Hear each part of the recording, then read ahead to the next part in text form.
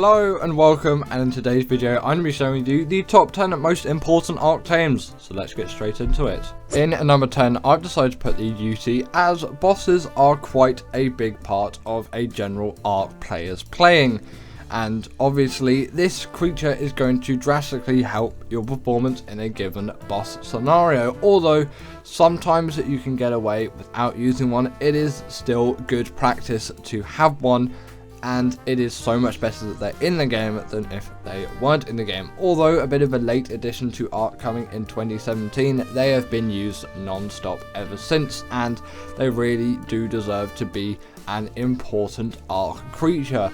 Obviously these creatures are going to be widely used by so many people, and when they do what they do, where you get, I think it's 25% damage reduction and 25% increased damage with that courage roll, it is just such an advantage to you. You really can't, not use it in a sense, because you just might as well. They're so easy to tame and to obtain, and the benefits you can get from them is just great. And if you're ever wondering what you're actually going to ride in a boss fight, just ride on a UT, and that's probably going to be a job, especially if you're playing on single player. Next up I've decided to put the Rex, as this has definitely been an important creature across Ark's life and history. Of course, you cannot really have Ark without the Rex, and although maybe, yes, it's not the most commonly used boss creature anymore, or most liked one, at least maybe from my perspective, because I don't really use these things a whole lot from my playing, is what I meant to say. Although people still use these things all the time,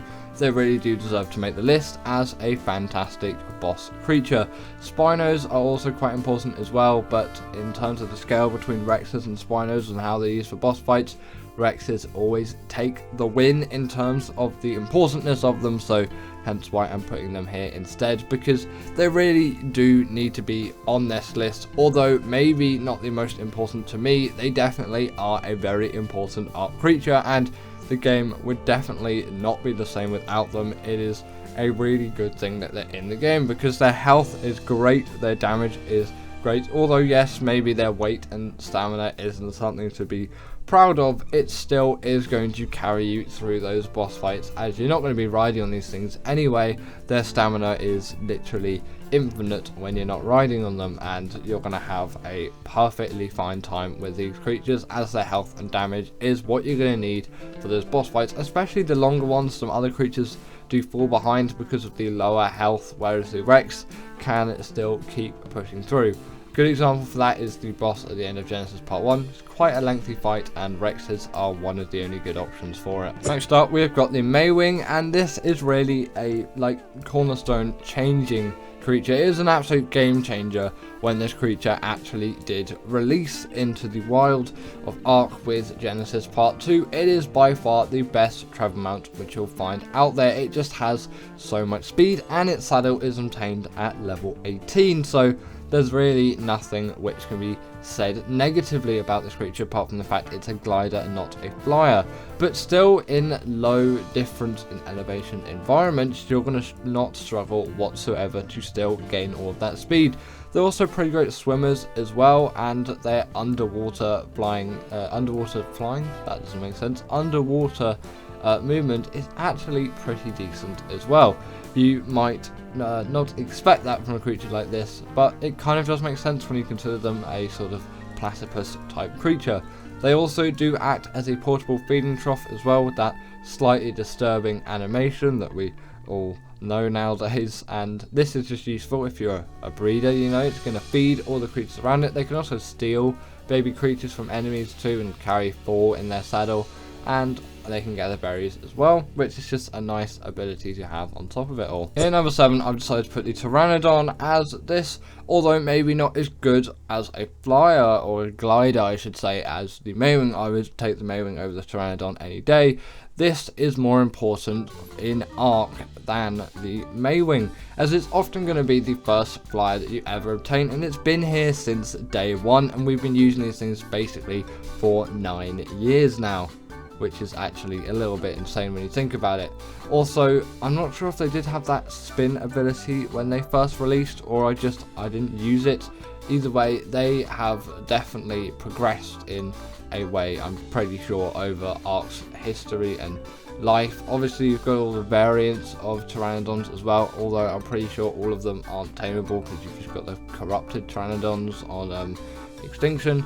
That's besides the point. The Pteranodon has been and still is actually, don't know why I'm failing so much with this one, a really great and useful flyer for many players out there. The only real difficulty in obtaining one, at least for your first time, is the chitin and keratin required for the saddle. At least I've always struggled with that a little bit. Not really nowadays, because, you know, just killing a few insects and you can get it all done. But if you don't know exactly what to do and then you start farming carb enemies for ages, especially if you're on official rates, it can take some serious elbow grease to actually get through a tame like that. But yes, it's been very influential and it's deserving of the list. I've decided to put the Stego on the list as I find this is one of the best berry gatherers out there, and the game would simply not be the same if this creature wasn't here. Yes, the Trike and the Parasaur have played their part too, but in my opinion, the Stego has played the biggest of them all. While being still a relatively easy creature to get, just being slightly harder than something like the Parasaur or the Trike. Obviously the Trike's harder than the Parasaur, it's kind of a progression system. You would get loads and loads of berries out of a creature like this, and although they were slow and their stamina wasn't the best, you could still level it up and get it to be reasonably good pretty quickly. And on top of all of this too, they are just so good at berry gathering, especially considering their size.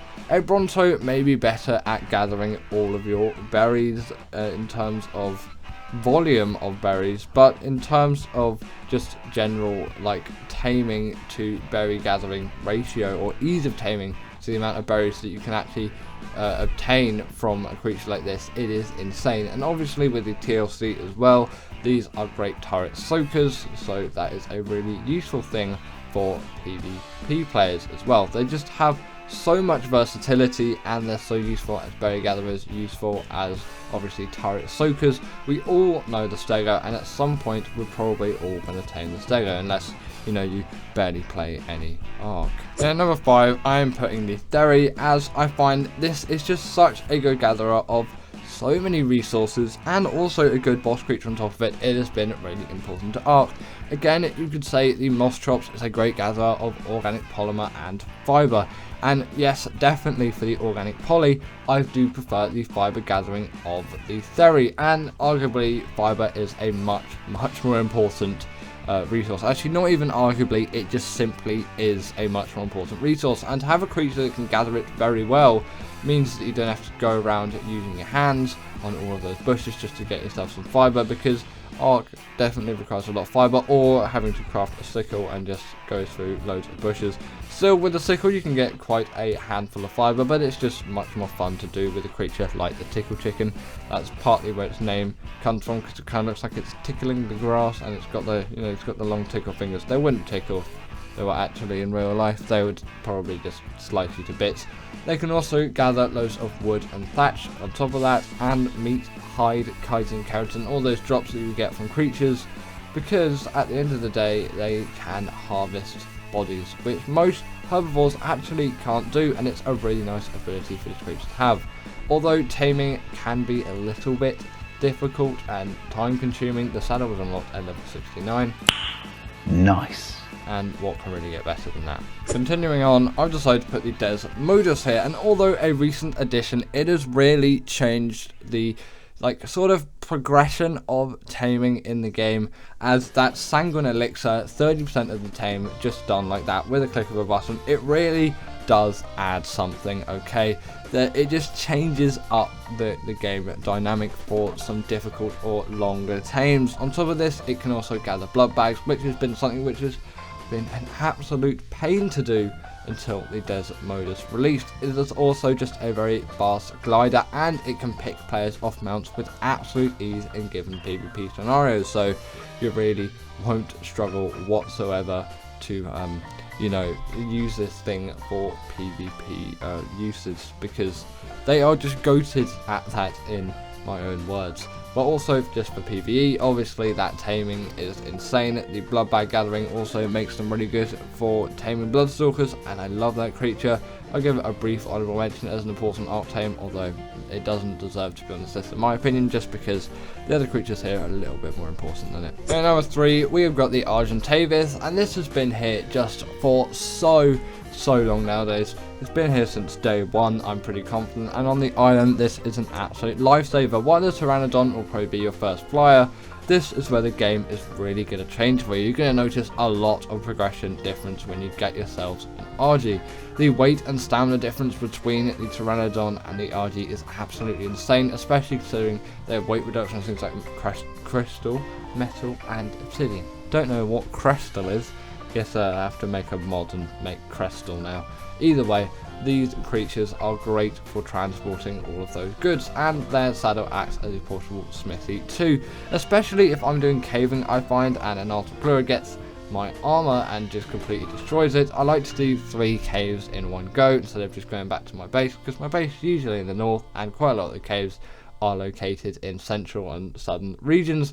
I like to do just a few in one go, and if I have some metal stored in my RG, obviously smelted, I can repair my flat gear before going to the next cave instead of having to go all the way back. Just a tip that I like to use a lot of the time. If you pair this thing with an Anki or a Dodic as well, you're going to get a lot of great gathering out of this creature, because you know those creatures can gather like there is no tomorrow, and with the weight reduction it is just great to have. They can also carry 2 creatures as well. They can carry a small one in your beak, so if you want to bring your dodo along with your adventures, then you can. And the regen buff which they have when you kill something and eat it, it is very welcome. In number 2, I'm putting the baryonyx, as caving is arguably one of the most important parts of the Ark game.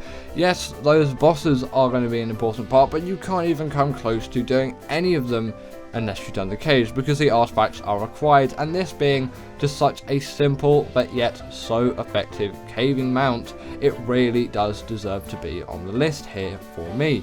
This creature can be found on the swamp biome, or just generally any river biome on ASA. On ASC, look in the swamp biome. On ASA, the spawns seem to be a little bit bugged, so you can kind of find them along any river, but if you can't find any, always go to the swamp, and that is going to be probably your safest bet. They have a very high amount of mobility too for a carnivore, and it does make sense considering their size. They can also jump a little bit as well if you want to go Mario style, I guess, and the spin attack on top of it makes it sort of Mario Galaxy style. It can stun creatures up to the size of a Megalodon, and it's pretty decent for the underwater caves too, because it is a very nice swimmer. The reason why it's just so great for caving is the damage and health and mobility is simply so amazing for doing those caves, and on top of that it is the perfect size to fit into basically all of them. Don't try the artifact of the Skylord cave though, because that will never work in your favour, and that is why I find these creatures just to be so important. Now for me, this is my most important Ark tame of all time, the Deinonychus. It is a great one for caving like the Baryonyx 2, and it's even smaller and more mobile, and on top of that it deals the bleed ability, but it is insane for bosses too and general travel around the map, and it's the only Ark creature out there that can deal bleed damage to bosses. And sometimes when I'm with my pack of Deinonychuses, and actually most of the times I'll skip out on using something like the UT, because the boss is only lasting about 1.5 minutes, 2 minutes anyway. It really does not make any difference, and maybe just lugging a UT around, it's not really what I want, and I want to be riding on one of the Deinonychuses to actually get it out and done as quick as possible. So the UT would essentially basically be doing nothing. Obviously I could set it to do it, but still I wouldn't really want that. It just kind of makes that scenario a little bit more messy, so that would be the only time that I wouldn't use it. The Deinonychuses aren't quite as good for the longer boss fights. Sometimes their health can pull them back a little bit, but if you do have some health mutations, you can actually go through even the alpha boss fights on Gen 1 on that Master Controller boss. I've done it before. Just, you know, you are going to need some pretty buffed up Deinonychuses for that. They also take no ball damage, which is just a nice addition for them to have, and scaling walls or vertical surfaces is an absolute ease, as they can simply jump across them and up them. It is going to be one of the easiest things that you encounter with this creature. It's general travel around the map. It is absolutely insane how good these things are as traveling mounts. and they're just so good at such a wide variety of things. I really do need to put them in at the number 1 spot. The top 10 most nostalgic Ark Tames. In at number 10, I have got the Thyla, and the reason why I'm putting this creature here is I just think it is such a useful one, and it really did shake up the space of Ark when this thing released, as obviously it didn't come out with the base game in 2015. It was still in early access, of course, and it was for a while, but this was a healthy inclusion to the game, and people really did love this creature when it came out, and they still really love it now. It has definitely stood the test of time, and people have a lot of nostalgia with this creature for obvious reasons. One, it has been in the game for quite a while now, so there's been a lot of time to use these creatures, and they're so useful and great anyway. Everyone remembers when they were introduced into the game, as it really did shake up everything, especially in boss fights at the time, because they were allowed in then. Obviously, then they did have to be banned for their wall climbing abilities, but still, you know, that was a really nice time in the past. And with these creatures still being great to this day and people having great memories with this creature, it really does make sense why it is on this list, and obviously why I've put it on this list. They also do the bleed ability as well. They are great combat creatures, truly amazing tames. They can climb any kind of wall or vertical surface. They are fantastic. I'm so glad Wildcard added them to the game, and they really did shake up the island a little bit. Continuing on, we have got the Therizinosaurus, and no, it's not because its side was unlocked at level 69. Nice. Great inclusion, but that is not the only reason why I put it on this list, but definitely, you know, at heart, it's still a factor, am I right? Either way, these creatures, I'm pretty sure, were in the game reasonably early on. I don't think they were out when it released, but I'm not actually quite sure with the timing of these creatures. I've just remembered for a while I have loved these creatures as general gatherers. Yes, you can use them for the dragon boss fight. They're great for that. But I loved their ability to gather fiber, and at the time I'm not sure where the moss chops was in the grand scheme of things. I didn't really use any of those things. I remember just killing those things for hide. I didn't really use them. The only time I have used them is for organic polymer from Kairukus. That's the only use I've got out of the moss chops. Doesn't have enough nostalgia for me, of course, to be on the list.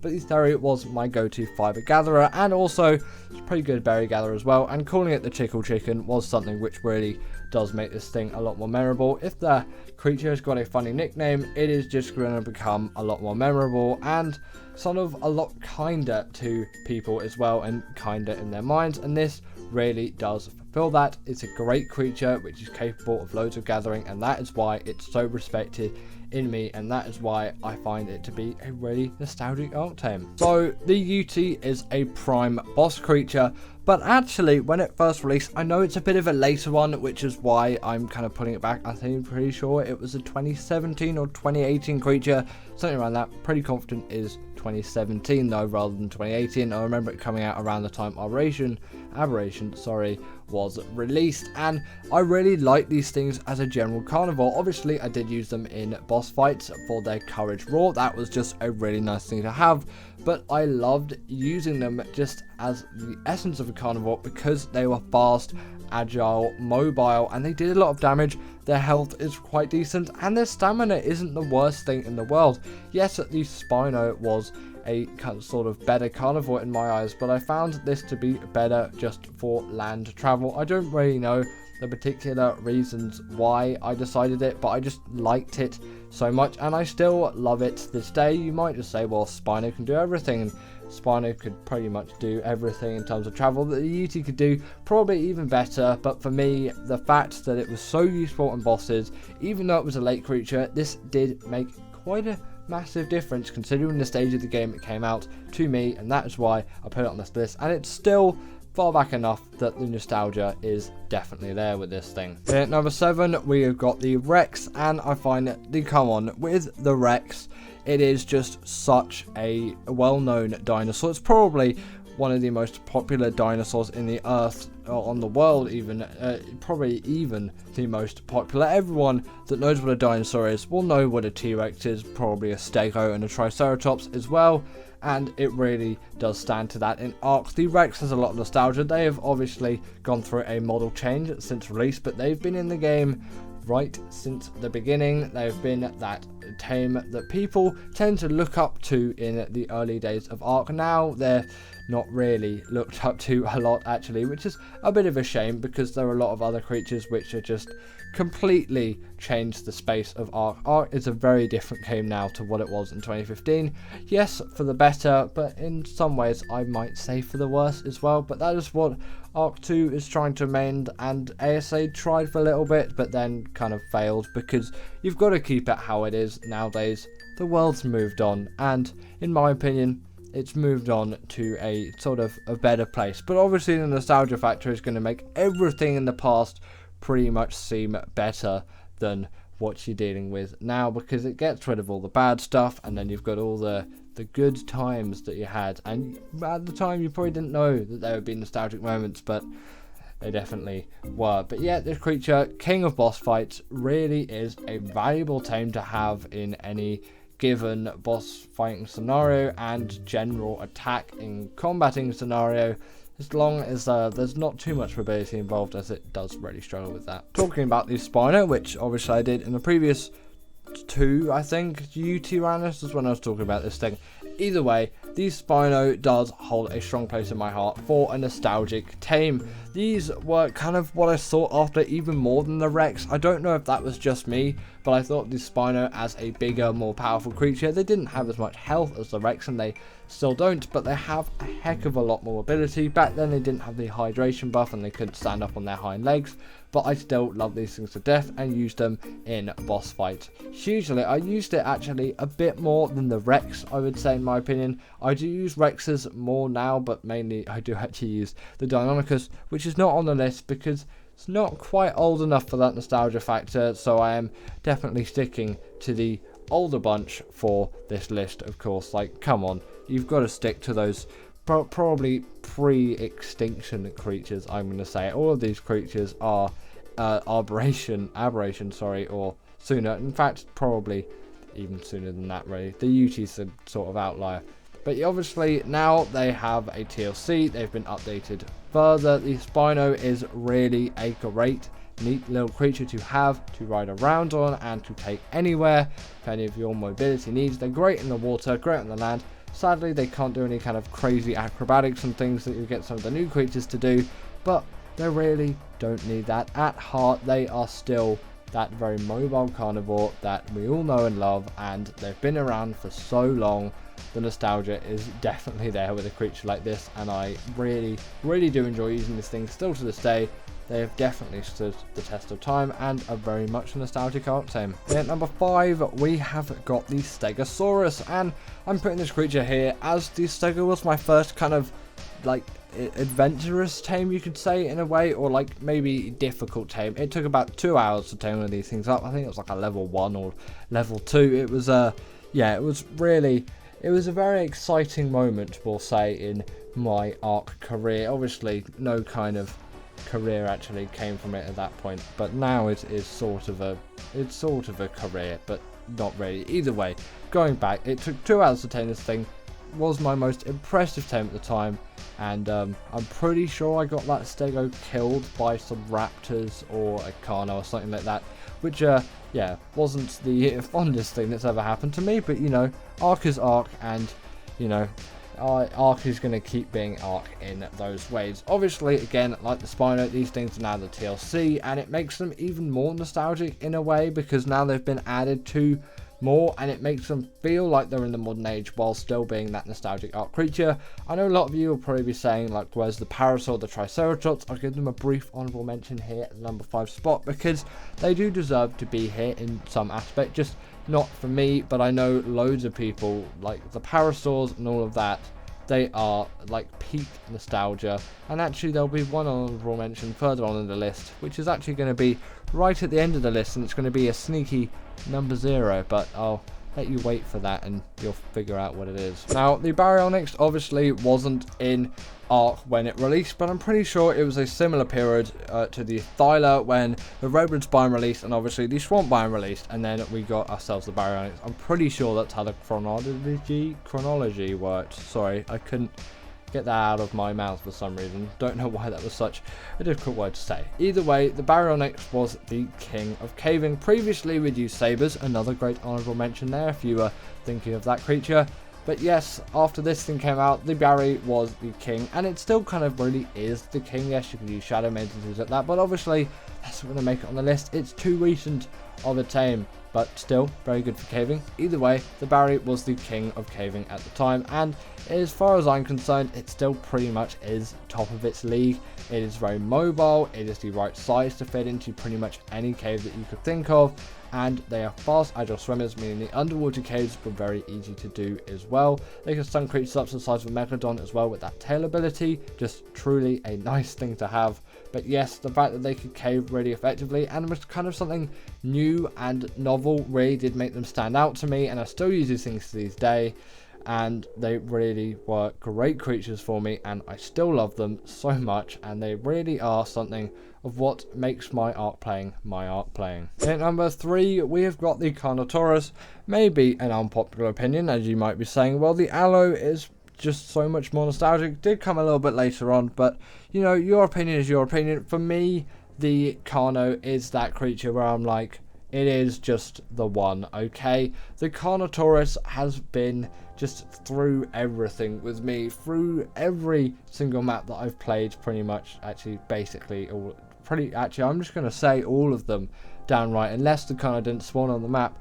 I have had myself a Carno, and I have prized that Carno. I've been naming them Meatball the whole time as well. I did name them Carny Dave a little bit because of Squid's Ark series, but then I named them Meatball after that, which is kind of what Carnotaurus means from Latin translated into English. It's a bit of a rough translation, but it's pretty much that, or it's like meat lizard or flesh ball, something along those lines. Either way, Carnotaurus, a very nice creature, which has also undergone TLC. You'll find a lot of these creatures actually have, apart from the next one on the list actually, but you'll find out where that is when it's that time. But yet now they have the bleed ability, which they didn't have before, and obviously that comes with a second headbutt attack, and that's pretty much all the TLC I had as far as I'm concerned, which really does make them even better creatures.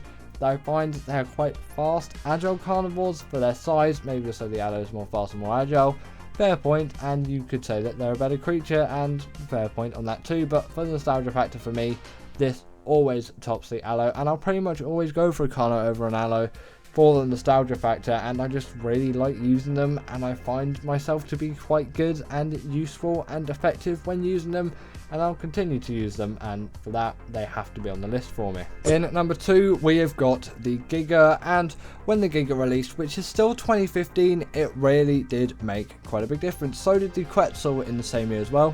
Another honourable mention, which I could have put into this list, but it didn't make as big of a difference to me as the Giga, and I'm sure many of you will agree with that. While the Quetzal was cool and you could still level movement speed and you could build a base on the back of the thing, this was the biggest carnivore we'd seen it yet, and we thought nothing really could get bigger. Well, the Titanosaur came out afterwards, but you know, we didn't know that was happening, and it was just so OP and so cool to tame. You don't even care what the level is, you just got one, you went out there, you found one, you got one, maybe named it Tiny Tim if you watched the Squid video on it. You know, if you know, you know. That is actually probably one of my most rewatched Ark videos. The nostalgia in that thing, truly a great video. If I do remember, I might put a card up on screen and link it there, but if not, maybe go search for it. Just look up iBallistic Squid Ark Giga and you'll find it. It's like episode 50 of the original Ark series on that.